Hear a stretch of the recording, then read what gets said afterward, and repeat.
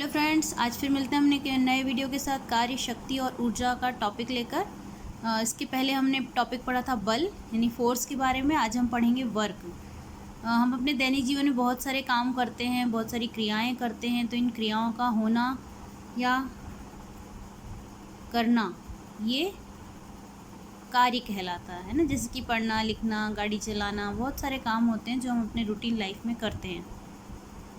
तो फिजिक्स में कार्य का एक विशेष अर्थ होता है।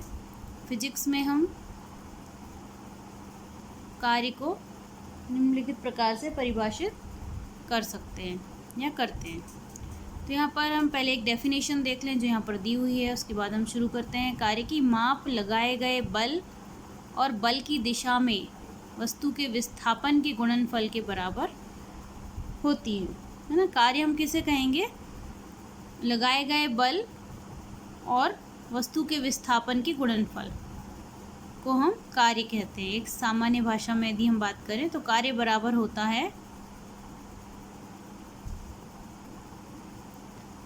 कार्य बराबर होगा बल गुणित विस्थापन। ठीक है, बल गुणित विस्थापन। अब कैसा विस्थापन? बल गुणित बल की दिशा में विस्थापन। Work is equal to force and displacement. इतना ही याद रखेंगे तो चल जाएगा वैसे कि work is equal to force and displacement, बल गुणित विस्थापन, एंड अलोंग द डायरेक्शन, तो बल की दिशा में विस्थापन जो हो रहा है। ठीक है, तो कार्य बराबर होता है कार्य दो सदिश राशियों का गुणनफल है ना। कैसे है? क्योंकि बल और विस्थापन है ना। विस्थापन कैसा हो रहा है? दूरी। विस्थापन मतलब कितनी दूरी तक वस्तु का मूवमेंट हुआ या कितनी दूरी तक उसने दूरी तक वो गई है ना, वस्तु ने मूव किया। तो यहाँ पर बल भी एक राशि है, सदिश राशि है, और बल की दिशा में विस्थापन भी एक सदिश राशि। इसका मतलब है कार्य दो सदिश राशियों का गुणनफल है। लेकिन कार्य है कैसा? कार्य एक अदिश राशि है। कार्य अपने आप में एक अदिश राशि है। इसके कोई कार्य हो रहा है तो आप क्या कहेंगे? किसी दिशा में आप नहीं बता सकते। कार्य हो रहा है तो कार्य एक अदिश राशि है। इसका एसआई मात्रक जो है वो न्यूटन मीटर है। न्यूटन मीटर कैसे है? तो न्यूटन बल की यूनिट होती है, और मीटर यानी चली गई दूरी है ना। तो किस दिशा में चली गई, विस्थापन कितना हुआ, उसको मीटर में नापेंगे तो ये हो जाएगा बल गुणित बल की दिशा में विस्थापन। तो हम ये इस तरह से यूनिट्स को हम याद रख सकते हैं और बना भी सकते हैं यदि आपको फॉर्मूला याद है। तो बल गुणित विस्थापन, तो ये जगह न्यूटन मीटर एसआई यूनिट है इसकी ये। इसे वैज्ञानिक जेम्स प्रेस्कॉट जूल के सम्मान में जूल भी कहा जाता है। आपने सुना ही होगा कि कार्य को हम जूल में भी मापते हैं।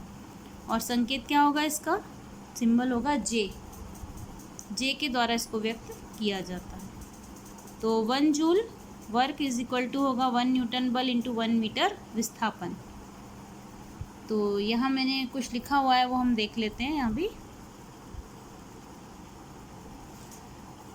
शॉर्ट में इसको मैंने लिखा है मेजरमेंट ऑफ वर्क, यानी वर्क की कार्य की माप। कार्य एक अदिश राशि है, दो सदिश राशियों का गुणनफल है, बल गुणित विस्थापन, फोर्स इंटू डिस्प्लेसमेंट। ठीक है, तो दोनों ही सदिश राशियां हैं, बल और विस्थापन। इनसे मिलकर कार्य एक अदिश राशि बनती है। ऐसा यूनिट बता दिया मैंने, न्यूटन मीटर और जूल। तो 1 joule work is equal to 1 newton बल इंटू 1 मीटर विस्थापन। ओके, अब यहाँ पर हम देखें cos 0 इज इक्वल टू हो जाएगा 1। तो यहाँ पर वर्क जो है बहुत अधिक हो रहा है ना। वर्क अधिक मात्रा में हमने कार्य कर पाया है जब cos 0 इज इक्वल टू 1 होता है। जब cos 90 degree is equal to 0 होगा यानी वर्क नहीं हुआ। ठीक है, इसमें वर्क नहीं हुआ। तो इसको हम थोड़ा समझ लेते हैं क्या होता है ये। और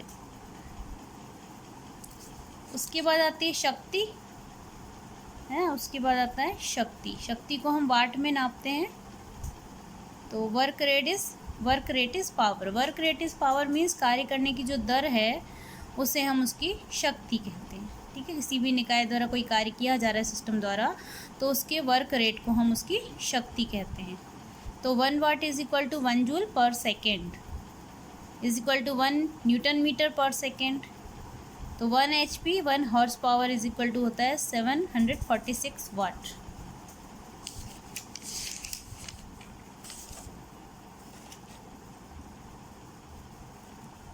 अब हम जाने कि ये जो हमने देखा कि cos 0 इज इक्वल टू 1 है, cos 90 degree is equal to 0 है, तो ये क्या है, तो इसके बारे में हम जान लें। यदि बल और विस्थापन है ना, बल और विस्थापन एक ही दिशा में नहीं है, यानी दोनों की दिशा, जबकि दोनों की दिशाओं के मध्य में थीटा कोण बनता है, तो कैसे हो जाएगा, यदि इस तरह से है ना, ये यदि दोनों की दिशाएं अलग अलग हैं, सपोज़ ये बल और ये बल और ये विस्थापन, ठीक है, तो दोनों की दिशाएं कहाँ हैं, अलग अलग डायरेक्शन में जा रही हैं। तो जब इनकी दिशाएं अलग अलग होंगी तो इनके मध्य जो ये कोण बनेगा उसे हम क्या कहेंगे, थीटा कोण। ओके, थीटा कोण कहेंगे इसे हम। तब वर्क इज इक्वल टू क्या हो जाता है, तब W इज इक्वल टू हो जाता है F इंटू S, सॉरी नीचे लिख देती हूँ, S cos theta. Okay, W is equal to F into S cos theta हो जाएगा, थीटा कोण इसके बीच बन रहा है। तो इस टाइम क्या होगा, कार्य की जो वैल्यू है, मतलब कितना कार्य हुआ उसके बारे में हम इससे जान सकेंगे। तो इस प्रकार से कार्य का जो मान वैल्यू है वो सबसे ज़्यादा कब होगी, जब बल और बल का विस्थापन इसके मध्य कितना बनेगा, 0 डिग्री का कोण हो, है ना। तो cos 0 इज इक्वल टू होता है 1, यानी कि वर्क अधिक मात्रा में हुआ, है ना, वर्क अधिक मात्रा में हुआ। इसी प्रकार से जब बल एवं बल की दिशा में विस्थापन के बीच में 90 डिग्री का कोण बने, है ना, दिख रहा होगा आपको, बल और बल के विस्थापन के मध्य 90 डिग्री का कोण जब बनता है, तब परिणामी कार्य जो है उसका मान 0 होता है ना। परिणामी जो कार्य है, कार्य होने वाला, उसका मान 0 होगा, क्योंकि cos 90 इज इक्वल टू होता है 0, ठीक है। तो कार्य भी, वर्क भी 0 हो जाएगा यहाँ पर, ठीक है। तो इसका मतलब यहाँ पर ये था। अब हम अगला टॉपिक लेते हैं, शक्ति मीन्स पावर। तो कार्य मैंने बता ही दिया था अभी आपको, जैसे कि वर्क रेट इज़ पावर, यानी कार्य करने की दर को हम शक्ति कहते हैं, पावर कहते हैं। तो यदि भी किसी भी कर्ता के द्वारा जब t समय में w कार्य किया जा रहा है, t समय में w कार्य किया जाता है, तो कर्ता की शक्ति W/t होगी। कर्ता की जो पावर है वो W/t होगी। t यहाँ पर टाइम है, w वर्क है, तो t समय में जितना कार्य किया गया उसको हम इस तरह से लिखते हैं। तो कर्ता की शक्ति यानी पावर क्या हो गई, W/t। शक्ति का जो SI वैल्यू, SI मात्रक है, वो मैंने बता दिया आपको, वाट है ना। तो वाट इज इक्वल टू होता है 1 जूल/सेकेंड,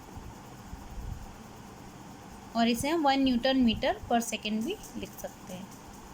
तो मशीनों की जो पावर होती है उसे हम हॉर्स पावर में व्यक्त करते हैं, जैसा मैंने यहाँ पर लिखा हुआ, ये मशीनों की शक्ति के लिए, मशीनों की पावर के लिए। तो 1 horse power is equal to 146 watt. हम आगे बढ़ते हैं।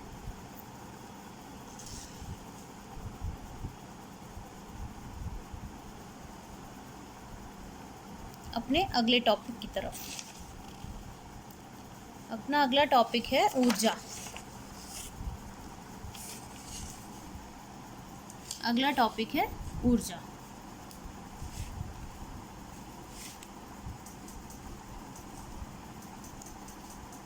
ऊर्जा क्या होती है, किसी भी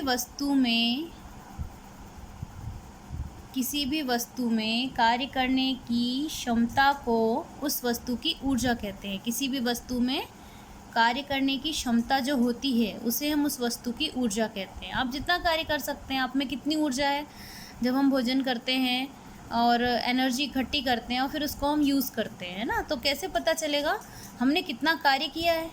उसी के आधार पर हम अपने एनर्जी लेवल को जान सकते हैं कि हम कितना काम कर पाते हैं, है ना। उसी तरह से किसी भी वस्तु द्वारा कार्य करने की जो कैपेसिटी है, उसकी क्षमता है, उसे हम उस वस्तु की ऊर्जा कहते हैं। ठीक है, ऊर्जा एक अदिश राशि होती है, क्योंकि हमें नहीं पता है जब हम ऊर्जा के बारे में बात करें तो किस दिशा में, तो ऐसा तो हम नहीं कह सकते हैं, इसलिए ऊर्जा एक अदिश राशि होती है। इसका SI यूनिट है जूल। तो वस्तु में ऊर्जा के कारण ही कार्य करने की क्षमता आती है ना। किसी भी वस्तु में या ह्यूमन बीइंग की बात करें तो हमें कार्य करने की क्षमता किससे आती है? ऊर्जा के कारण। कार्य करने की जो क्षमता है वो ऊर्जा के कारण ही आती है हमें। ऊर्जा 2 प्रकार की होती है, तो यहाँ हम देख लें कि ऊर्जा 2 टाइप्स की होती है, काइनेटिक एनर्जी, पोटेंशियल एनर्जी, है ना। गतिज ऊर्जा और स्थितिज ऊर्जा, 2 टाइप्स की ऊर्जा होती है। तो पहले हम बात करें काइनेटिक एनर्जी के बारे में। इस गतिज ऊर्जा, वस्तु की गति के कारण जब कार्य करने की क्षमता आती है ना, वस्तु में उसकी गति के कारण जब कार्य करने की क्षमता आती है तो इसे हम गतिज ऊर्जा कहते हैं। उस ऊर्जा को हम गतिज ऊर्जा कहते हैं। तो m द्रव्यमान की जो वस्तु है वो v वेग से गतिमान है। ठीक है, m द्रव्यमान की वस्तु है वो v वेग से गतिमान है, तब गतिज ऊर्जा क्या होगी? तो उस वस्तु की गतिज ऊर्जा, काइनेटिक एनर्जी, 12 mv² होती है। ठीक है, तो कुछ कंडीशंस होती हैं यहाँ पर जिससे हम इसे समझ सकते हैं और याद रख सकते हैं। तो जब वस्तु का जो गति है और ऊर्जा है, जो गति है वो वस्तु के द्रव्यमान पर निर्भर करती है। यदि हम द्रव्यमान में बदलाव करते हैं तो गतिज ऊर्जा में भी परिवर्तन हो जाता है। जैसे कि वस्तु का द्रव्यमान दुगना करने पर गतिज ऊर्जा भी दुगनी हो जाती है ना। गति ऊर्जा भी दुगनी हो जाती है। ऐसे ही द्रव्यमान को यदि हम हाफ कर दें, वस्तु के द्रव्यमान को आधा कर दें, तो गतिज ऊर्जा भी आधी रह जाएगी। अगला पॉइंट, वस्तु का वेग दुगना करने पर वेग और द्रव्यमान दोनों ही गतिज ऊर्जा को प्रभावित करते हैं। वेग और द्रव्यमान दोनों ही गतिज ऊर्जा को प्रभावित करते हैं। वस्तु का वेग दुगना करने पर गतिज ऊर्जा 4 गुनी हो जाती है ना, 4 टाइम्स ज़्यादा हो जाती है, बढ़ जाती है। यानी है वस्तु के वेग, वेलोसिटी को यदि हम डबल कर दें, 2 टाइम्स ज़्यादा कर दें, बढ़ा दें, तो उसकी जो गतिज ऊर्जा है, काइनेटिक एनर्जी है, 4 टाइम्स बढ़ जाती है। ऐसे ही वेलोसिटी यानी वेग को हम आधा कर दें तो गतिज ऊर्जा 1/4 रह जाती है। गतिज ऊर्जा कितनी हो जाती है? 1/4 रह जाती है। और साथ ही साथ संवेग भी, अब चूंकि द्रव्यमान और वेग है हमारे पास, तो संवेग, ऑब्वियसली संवेग भी इसे प्रभावित करेगा।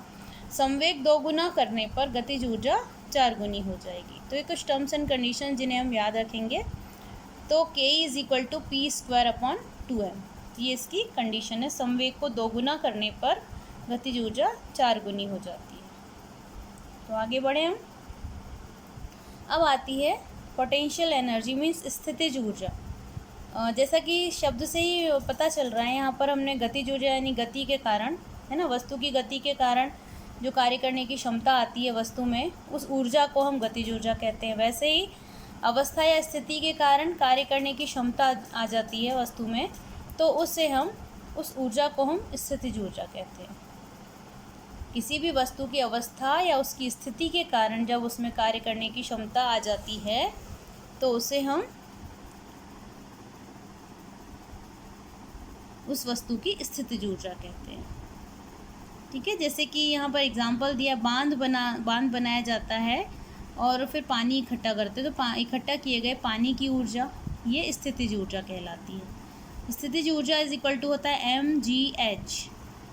m द्रव्यमान है, h हाइट है और g गुरुत्वीय त्वरण। ठीक है, जैसे घड़ी की चाबी, और भी एग्जांपल्स हैं यहाँ पर। घड़ी की चाबी की ऊर्जा और कमानी की ऊर्जा,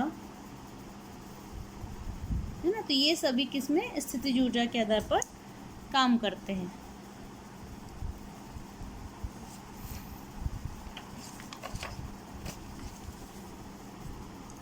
अब आता है ऊर्जा संरक्षण का नियम। ऊर्जा को ना तो निर्माण किया जा सकता है ऊर्जा को, और ना ही उसको नष्ट किया जा सकता है। तो ये कहलाता है ऊर्जा संरक्षण का नियम। ऊर्जा को हम क्या कर सकते हैं, बस एक रूप से दूसरे रूप में परिवर्तित कर सकते हैं।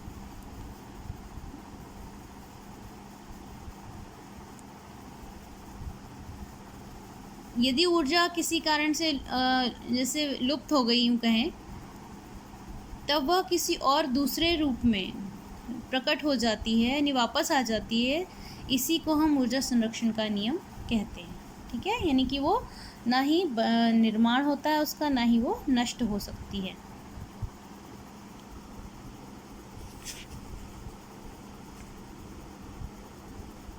तो आज के लिए बस इतना ही काफ़ी है। नेक्स्ट वीडियो में हम मिलेंगे इलास्टिसिटी के टॉपिक के साथ, जिससे हम समझेंगे क्या होती है इलास्टिसिटी।